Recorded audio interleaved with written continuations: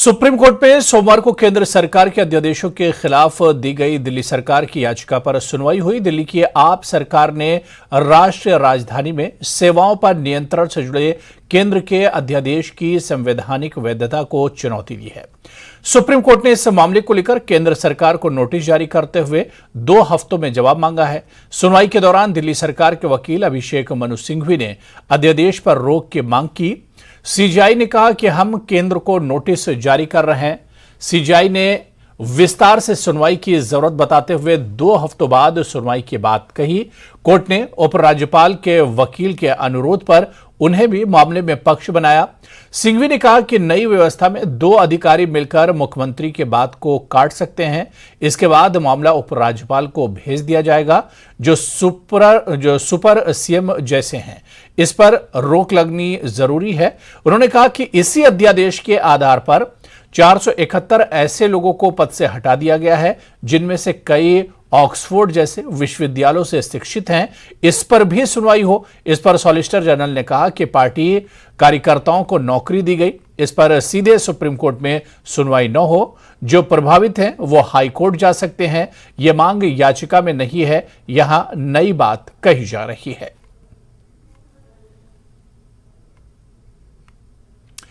शिवसेना उद्धव बालासाहब ठाकरे यानी यूबीटी के प्रमुख उद्धव ठाकरे ने सोमवार को कहा कि निर्वाचन आयोग किसी पार्टी को कोई चुनाव चिन्ह आवंटित कर सकता है, लेकिन इसके पास पार्टी का नाम बदलने का अधिकार नहीं है।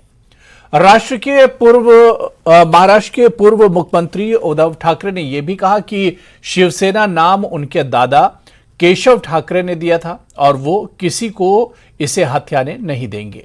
निर्वाचन आयोग ने इस साल फरवरी में शिवसेना नाम और उसका पार्टी चिन्ह धनुष एवं बाण महाराष्ट्र के मुख्यमंत्री एकनाथ शिंदे गुट को आवंटित किया था। आयोग ने ठाकरे गुट को शिवसेना उद्धव बालासाहब ठाकरे नाम और मशाल चुनाव चिन्ह को बनाए रखने की अनुमति दी, जो उसे राज्य में विधानसभा उपचुनाव के समाप्त होने तक एक अंतरिम आदेश में दिया गया था। सारे लोग देख रहे हैं। मैंने कल मेरे भाषण में कहा कि पहले राजनीति में पक्ष पार्टी तोड़ना ही कोई नई बात नहीं थी, लेकिन अब पार्टी चुराने लगे हैं और उस पार्टी पर दावा बोलने का एक समय शुरू हो गया है जो गलत है। जैसे मेरे पार्टी के बारे में शिवसेना, ये नाम मेरे पिताजी ने, मेरे दादाजी ने दिया था। वो नाम तो मैं किसी को लेने नहीं दूंगा। वो नाम देना इलेक्शन कमीशन का अधिकार ही नहीं है।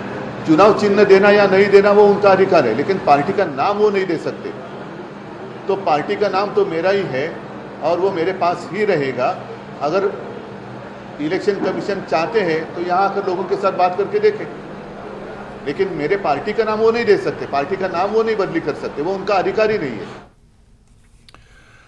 उधर शरद पवार गुट को एक और झटका लगा है। पार्टी में फूट के बाद शरद पवार के कार्यक्रम में शामिल हुए एनसीपी विधायक अजित पवार खेमे में शामिल हो गए। महाराष्ट्र की वाई विधानसभा के विधायक मरकंद पाटिल अजित पवार के गुट में शामिल हो गए हैं। सोमवार को मरकंद पाटिल अजित पवार खेमे में शामिल हो गए। पाटिल ने कहा कि वो उनके विधानसभा क्षेत्र के 2 चीनी फैक्ट्री आर्थिक संकट से जूझ रही हैं और इसी को बचाने के लिए उन्होंने अजीत पवार का खेमा ज्वाइन किया है।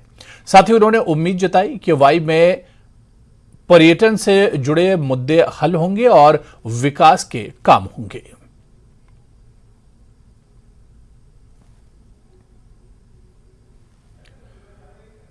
दिल्ली के पूर्व मंत्री सत्येंद्र जैन को सुप्रीम कोर्ट से राहत बरकरार है। जैन को मिली अंतरिम जमानत 24 जुलाई तक बढ़ा दी गई है। सत्येंद्र जैन की ओर से मेडिकल रिपोर्ट दाखिल की गई है। सुप्रीम कोर्ट इस पर 24 जुलाई को सुनवाई करेगा। जैन की ओर से पेश अभिषेक मनु सिंघवी ने कहा कि 3 अस्पतालों ने सर्जरी की सिफारिश की है। इनमें जीबी पंत, मैक्स और अपोलो शामिल हैं। 2 अस्पतालों की मेडिकल रिपोर्ट दाखिल की गई है, तीसरे की भी दाखिल की जाएगी। हालांकि केंद्र की ओर से कहा गया है कि जैन को एम्स भेजा जाए ताकि उनके स्वास्थ्य का मूल्यांकन किया जा सके, लेकिन सुप्रीम कोर्ट ने कहा कि जैन द्वारा दाखिल रिपोर्ट पर जवाब दाखिल किया जाए।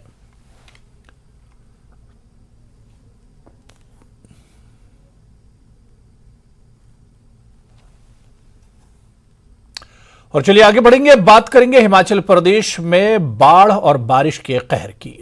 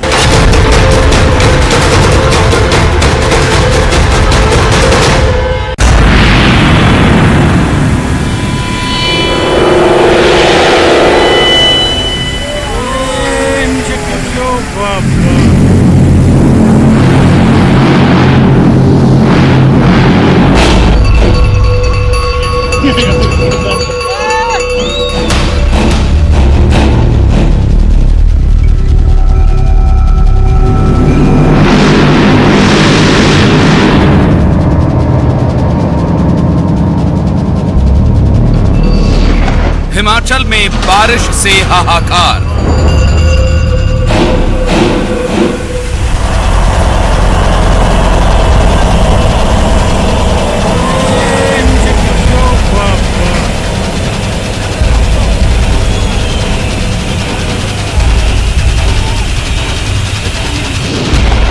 तबाही मचा रही नदी नालों की धार।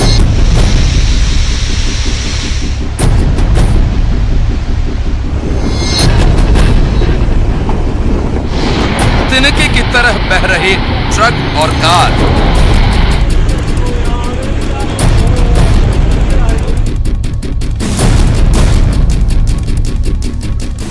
धंस रही जमीन, टूट रहे पहाड़।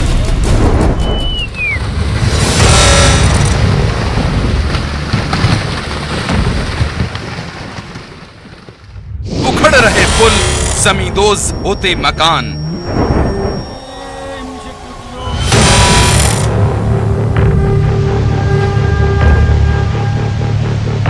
देवभूमि में मचा है त्राहिमाम।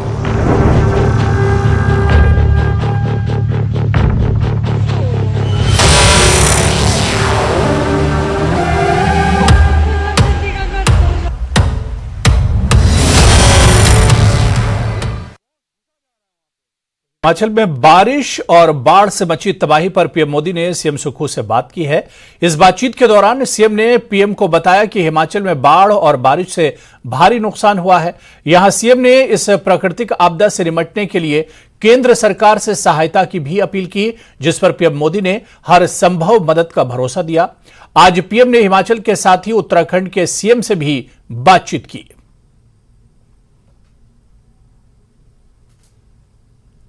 और इस बीच हिमाचल के सभी जिलों में बारिश से भारी तबाही मची है। पिछले 72 घंटों में हुई भारी बारिश से 18 लोगों की मौत हुई है और तबाही की इस बारिश की वजह से अब तक 3 से 4 हजार करोड़ रुपए का नुकसान हुआ है। नुकसान का यह आंकड़ा अभी और बढ़ सकता है। इस बीच सीएम सुक्खू की निगरानी में पूरे हिमाचल में राहत बचाव काम जारी है। बीती रात भी सीएम सुक्खू मंडी, कुल्लू, सोलन जिलों में हो रही तबाही की जानकारी लेते रहे और प्रशासन को फंसे हुए लोगों को निकालने के निर्देश देते रहे। राहत बचाव की निगरानी के लिए सीएम पूरी रात नहीं सोए। इस दौरान मुख्यमंत्री तड़के सुबह 4 बजे तक विभिन्न स्थानों में फंसे हुए लोगों को सुरक्षित निकालने के लिए बचाव कार्यों पर नजर बनाए रखी और अधिकारियों को जरूरी दिशा निर्देश देते रहे। आज भी सीएम ने मंत्रियों और सभी विभाग के अधिकारियों, सभी जिलों के डीसी के साथ बैठक की। इन बैठक में जिलेवार नुकसान का आकलन किया गया और सीएम ने राहत और बचाव काम में तेजी लाने के निर्देश दिए। हिमाचल में जिस बड़े पैमाने पर तबाही मची है, इसको लेकर सीएम ने केंद्र से हिमाचल में राष्ट्रीय आपदा घोषित करने की मांग की है। साथ ही लोगों से सावधानी भी बरतने को कहा गया है। इस प्रकार जब संपत्ति और संपदा का नुकसान होता है, ऐसी स्थिति में केंद्र सरकार से हमने अनुरोध किया कि हमें इसकी सहायता राष्ट्रीय आपदा घोषित किया जाए और इस प्रकार ताकि हमें उसमें सहायता में कोई कमी ना रहे। इस मामले को मैंने भारतीय जनता पार्टी के जो राष्ट्रीय अध्यक्ष जगत प्रकाश नड्डा जी से, उनसे भी मैंने इस मामले में बात की। हिमाचल की जनता से अनुरोध करना चाहता हूँ कि इस आपदा के समय वो नदी नालों के किनारे ना जाएं, क्योंकि अगले 12 घंटे में और तेज बारिश होने की संभावना है। तो हिमाचल में भारी बारिश से मची तबाही की और भी तस्वीरें आपको दिखाएंगे, लेकिन यहां पर रुकेंगे फिलहाल छोटे से ब्रेक के लिए।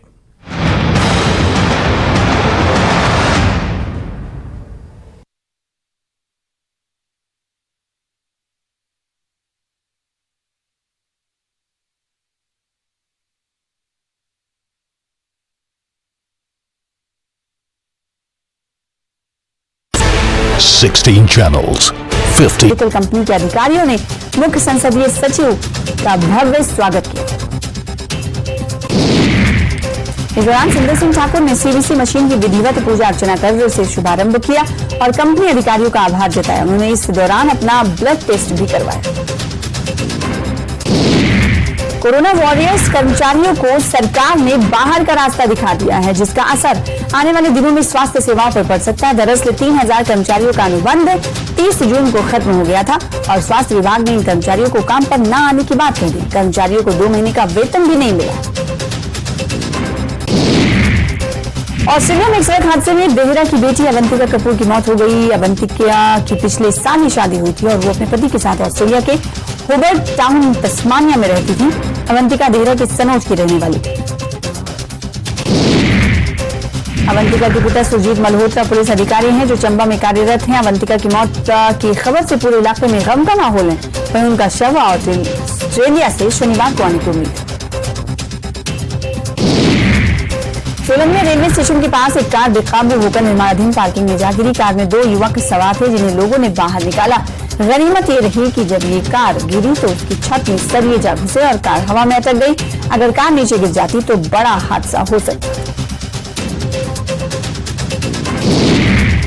मनाली के एक निजी होटल में मारपीट करने वाले हुदंगी पर्यटकों को पुलिस ने गिरफ्तार कर लिया है। पुलिस से मिली जानकारी के अनुसार पंजाब के ये पर्यटक होटल वालों के साथ मारपीट कर मनाली से भाग गए। पुलिस ने तुरंत तो लगातार बात कर रहे हैं हिमाचल प्रदेश में बारिश और बाढ़ की तबाही की। भारी बारिश के चलते हिमाचल में त्राहिमाम मचा है। हर बीते पल के साथ तबाही की नई तस्वीर और खतरे की नई खबर सामने आ रही है। पहले 7 जिलों में ही रेड अलर्ट जारी किया गया था, मगर अब पूरे राज्य में भीषण खतरे की चपेट में है। अब तक कहां क्या हुआ और कहां कितना बड़ा खतरा अभी सामने है, हम आपको लगातार हर अपडेट दे रहे हैं, लेकिन पहले यह रिपोर्ट देखिए।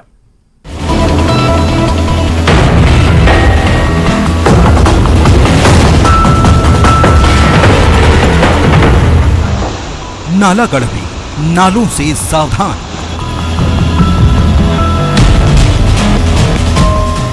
तिनके की तरह नाले में बहा युवक। बालद नदी पर जमींदोज हुआ पुल।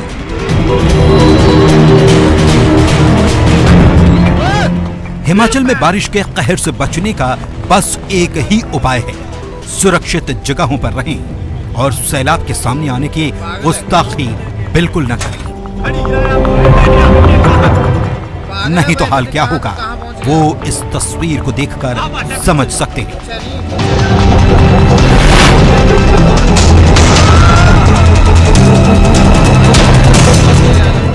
ये नालागढ़ के बचोरी वाला इलाके के टिप्परा गांव की तस्वीर है, जहां उफान मारता नाला सड़क के ऊपर से बह रहा है, मगर सड़क पर घुटनों भर पानी देखकर ये युवक नाले की धार को समझने में चूक कर गया और खुद को पीछे खड़े 2 युवकों से ज्यादा हिम्मत वाला समझते हुए सड़क पार करने लग गया।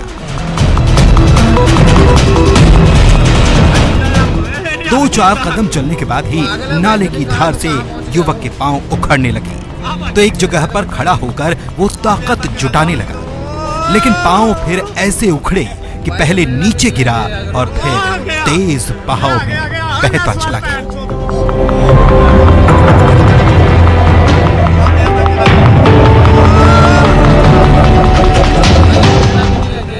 हालांकि गनीमत की बात है कि रेस्क्यू टीम ने पीछा करते हुए युवक की जान बचा ली, लेकिन ये तस्वीर हर किसी के लिए सबक है। फिलहाल हिमाचल में पानी से मत खेल।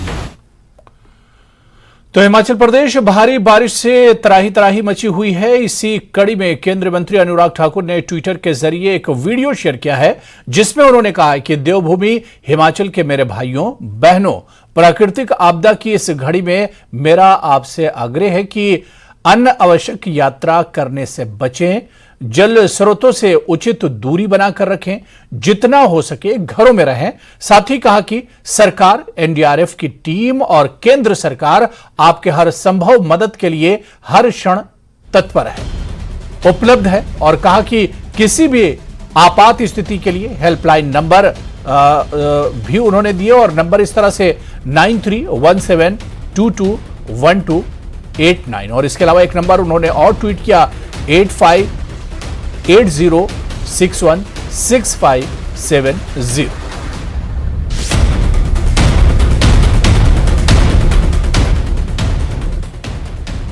नमस्कार भाई और बहनों, इस बार भारी वर्षा के कारण हिमाचल प्रदेश में बहुत नुकसान जान और माल का हुआ है। बहुत पुल बह गए, घर बह गए, बहुत सारे लोगों की जानें चली गई। हम सबको प्रयास करना है कि ऐसी किसी स्थान पर न जाएं जहां पानी का बहाव तेज हो। अनावश्यक यात्राएं ना करें, जितना हो सके उतना घर पर या अपने कामकाज पर ही रहें, और हम सबको एक दूसरे की मदद के लिए आज आगे बढ़कर आना चाहिए। भारतीय जनता पार्टी ने भी मदद के लिए 2 नंबर जनता के हित के लिए जारी किए हैं। आप मिला सकते हैं 9317221289, और दूसरा नंबर है 8580616570।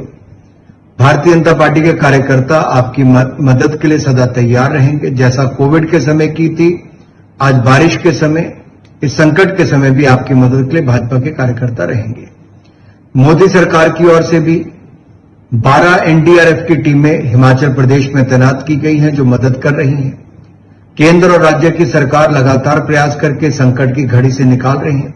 मेरी प्रार्थना इतनी ही रहेगी कि अनावश्यक यात्रा ना करें, तेज बहाव वाले पानी की ओर ना जाएं, और ज्यादा से ज्यादा मदद सबकी करें।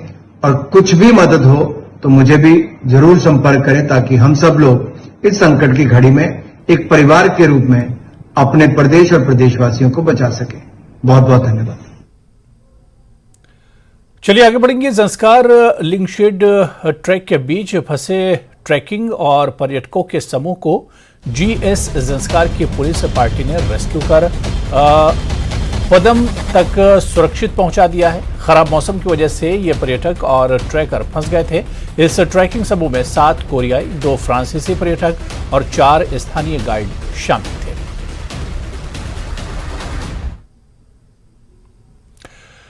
देश भर के ज्यादातर राज्यों में मानसून की बारिश आफत बनकर बरस रही है। देश की राजधानी दिल्ली में भी लगातार हो रही बारिश और हरियाणा के हथनी कुंड बैराज से छोड़े गए पानी की वजह से यमुना नदी खतरे के निशान से ऊपर बह रही है। आज शाम 5 बजे यमुना खतरे के निशान को क्रॉस कर गई। इसी को लेकर सीएम केजरीवाल ने कहा कि हमारा सिस्टम ऐसी बारिश के लिए नहीं बना। इस समय सभी राज्यों को साथ मिलकर काम करना होगा।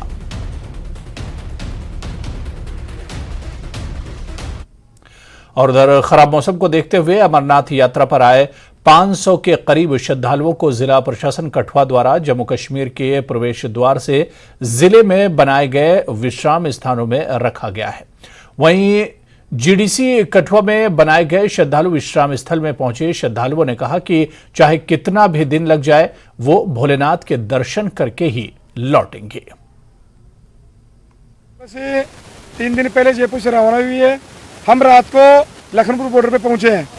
अब प्रशासन ने हमारे को सुबह वहां से रवाना किया है, और यहाँ इस कॉलेज का ग्राउंड है, यहाँ कठुआ में, यहाँ हमारे को रोका गया है। अब आगे की जो भी निर्देश है वो उच्च अधिकारी जो निर्देश देंगे, हम सब लोग उनका पालन करते हुए, जिस प्रकार बाबा ने हमको यहाँ तक बुलाया है, हम सब लोग जब तक बाबा के दर्शन नहीं होंगे तब तक यहीं रुकने वाले हैं। मेंढा सब डिवीजन में स्थित अड़ी गांव में लोगों ने पीएमजेएसवाई विभाग के खिलाफ प्रदर्शन किया। लोगों का आरोप था कि सड़क पर जो करवट बना हुआ है वो टूटा हुआ है, जिससे कोई बड़ा हादसा हो सकता है।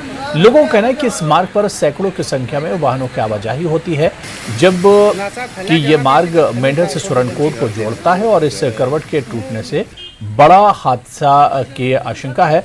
प्रदर्शनकारियों ने जिला प्रशासन से मांग की है कि जल्द इस करवट को बनाया जाए। ये हमारा एक ही मकसद है कि यहाँ पर ये PMGSY की रोड है, बहुत अरसा से ये कम से कम इसको 12-15 साल हो चुके हैं इस रोड को, ये हमने कंटिन्यू आवाज़ उठाते हुए। लेकिन ये रोड हमने कई बार, मैंने SC साहब से 2-3 दिन बाद पहले बात की और एक्जीन साहब से भी की और AW साहब से भी। यहाँ पर एक तरफ से सरकार दावे कर रही है। जिला सामान्य पहाड़ी इलाके के प्राइमरी हेल्थ सेंटर सुंब में कर्मचारियों के समय पर न पहुंचने पर बिलेतर पंचायत के सरपंच सूर्य प्रकाश वर्मा ने अस्पताल को ताला लगा दिया। सुंद का अस्पताल अक्सर चर्चाओं में रहता है। यहां पर रात के वक्त कोई डॉक्टर नहीं होता है और कभी बिजली नहीं होती है और कोई मरीज केवल भगवान भरोसे ही यहां पर रहते हैं। सरपंच सूरज प्रकाश वर्मा, हल्का पंचायत बलेतर, और मेरी पंचायत बलेतर के अंदर ही ये सुंब में प्राइमरी हेल्थ सेंटर पड़ता है।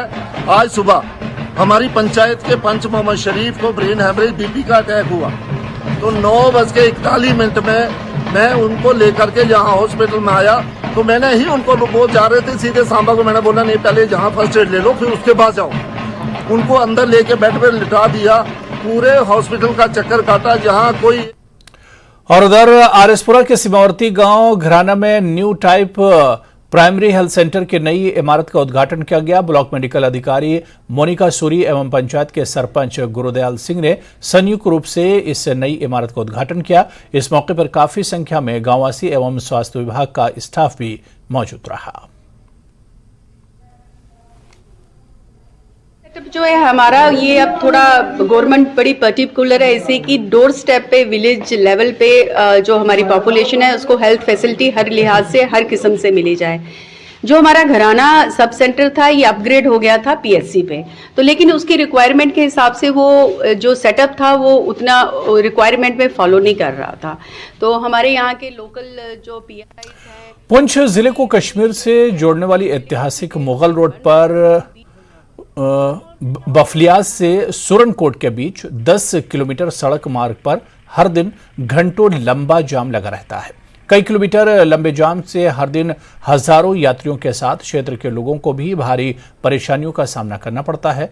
जाम के कारण 10 किलोमीटर की दूरी का सफर तय करने में 3 से 6 घंटे लग जाते हैं। क्षेत्र में किसी के बीमार होने पर उसे समय पर अस्पताल तक नहीं पहुंचा पाते हैं, क्योंकि अक्सर एम्बुलेंस भी जाम में फंसकर रह जाती है। सुरनकोट से बफलियाज तक रोड है, उसकी तो खस्ता हालत है सर। वो जैसे कि लोग बीमार, जो भी कोई ऑफिसर जल्दी में आना हो जाना हो, किसी की कोई प्रॉब्लम हो, 2-3 घंटे लग जाते हैं। तो सर हम यही कहना चाहते हैं कि उस रोड के लिए जल्द से जल्द। रामगढ़ से लापता 33 वर्षीय युवक नीरज कुमार का शव बिश्नाह के ललियाना के समीप काला पुल के पास खेतों में पाया गया। फिलहाल युवक की मौत के कारण का पता नहीं चल पाया है। बिश्नाह पुलिस ने मामला दर्ज कर जांच शुरू की है। उधर बिश्नाह के साथ लगते डब्बट गांव के वार्ड नंबर 6 की गली की खस्ता हालत से स्थानीय लोग काफी परेशान हैं। लोगों का कहना है कि लंबे समय से गली को पक्का नहीं किया गया और बारिशों के दिनों में यहां काफी ज्यादा परेशानियों का सामना करना पड़ता है। गली बहुत ज्यादा खराब है। बच्चे स्कूल भेजने ना तो दोबारा वापिस आई जाते, वर्दी यूनीफॉर्म सारी खराब हो जाती है। कोई 2 साल हुई है सानू ये हो गए समस्या है। ये साड़ी हल की जाए और पूरी सड़क क्लियर करनी चाहिए, बनानी चाहिए है बहुत ज्यादा। तो चलिए इस बुलेटिन में भी फिलहाल इतना ही। नमस्कार।